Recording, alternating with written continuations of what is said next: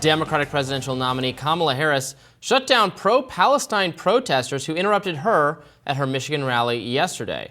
They began to chant, "Kamala, Kamala, you can't hide, we won't vote for genocide," to which she recounted one of her infamous lines. Let's watch. I'm here because we believe in democracy. Everyone's voice matters, but I am speaking now. I am speaking now.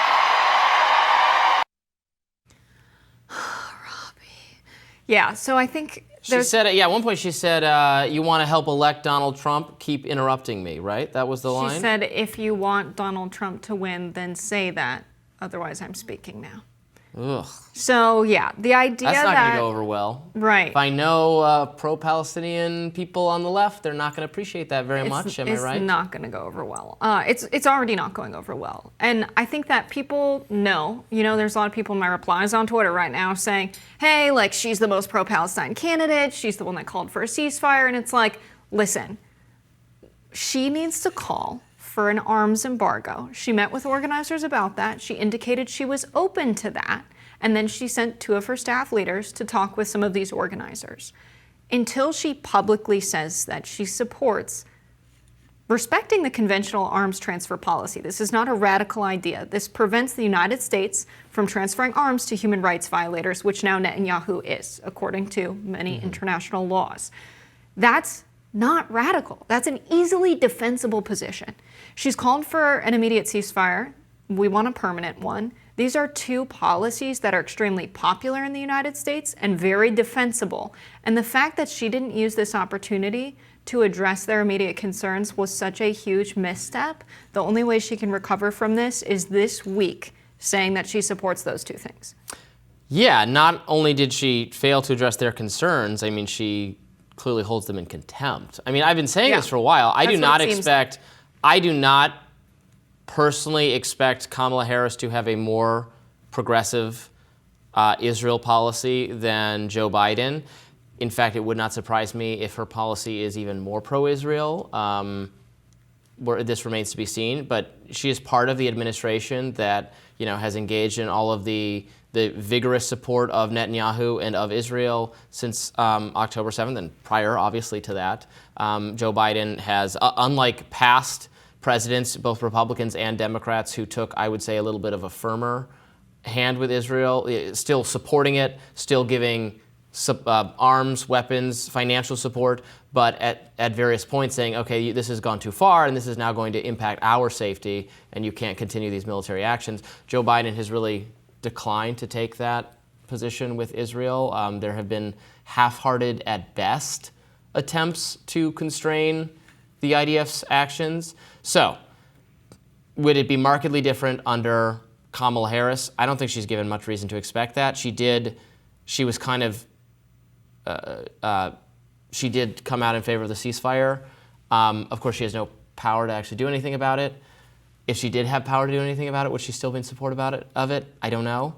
I think you can tell how she feels about the Palestinian protesters from her remarks there. I am speaking. You're interrupting me. How dare you?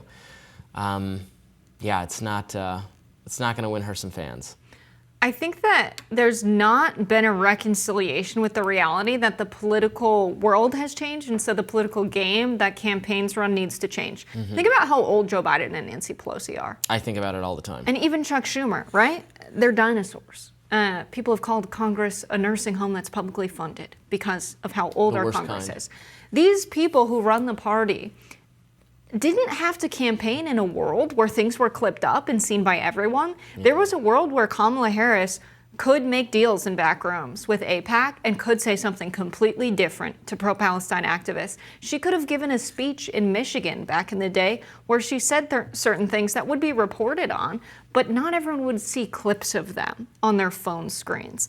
And this is a world where she needs to make a public stance, and for some reason there's a calculation happening that instead her public stance will be what satisfies people like AIPAC, people who are pro-Israel major donors, and that maybe people who are close to her on her campaign see that as more of a liability than what public opinion polling shows, which is that actually supporting a permanent ceasefire and peace in the Middle East is very popular, and not giving weapons to Israel is very popular. And let's pay close attention to what she actually said. She said, if you want to help elect Trump, continue interrupting me, something of that nature.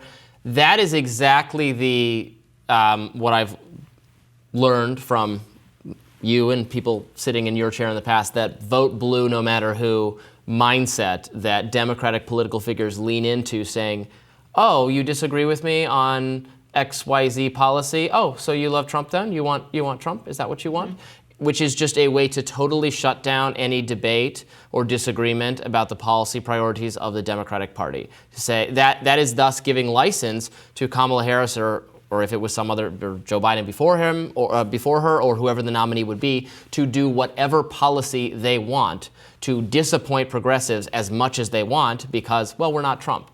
Mm-hmm. And whether that continues to be persuasive, or was ever particularly persuasive, continues to be effective for people on the progressive left, for activists, for people who are very upset with these policy prescriptions, who think Joe Biden is complicit in genocide, certainly remains to be seen. But it should not be encouraging, I think. I don't mean to speak for progressive activists. I'm certainly not one, but I talk to, from doing this show, talk to enough people on the left mm-hmm. to understand that is perceived as a deliberately insulting rhetorical tactic to say, oh, so you must want Trump then.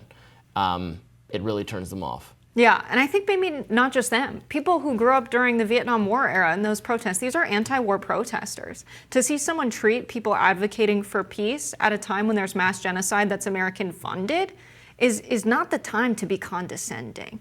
And so I definitely think she lost some points with that. Running on a campaign of, we're not going back to this kind of thinking of, either you vote for the Dems or you're for Trump, vote blue no matter who, is the same kind of thinking that pissed off progressives, because we had Bernie Sanders, who was, a very progressive candidate, a very popular candidate, and you had these same elites in the party saying that they wouldn't vote for him if he was the Democratic nominee, which shows they want the Democratic Party to be a party of centrists, a party of people who would not even question the differentials in wealth and earnings from the ruling class and the working class. The fact that wages are worth so much less and have been stagnant since the 70s, but productivity is higher than ever and corporate profits are higher than ever. This is something a lot of people care about, not just progressives. This belief that because there's a lot of elites in Washington, that's somehow representative of Democrats or the country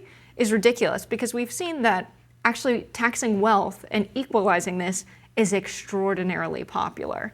And so making this calculation of satisfying the mega donors and the elites could cost her the election, because money doesn't vote.